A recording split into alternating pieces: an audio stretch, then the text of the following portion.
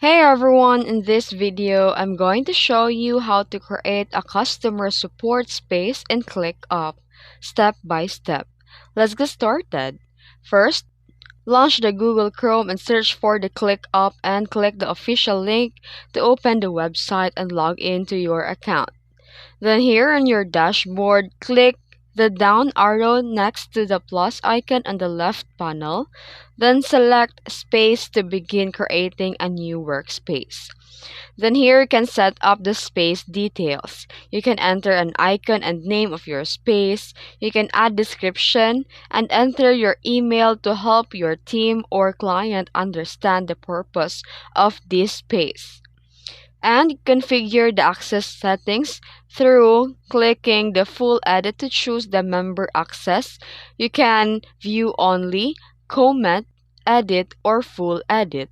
Turn the private toggle to restrict access to specific team members and click continue to proceed. And here you can choose the templates. Click or pick the pre-configured solution or customize it.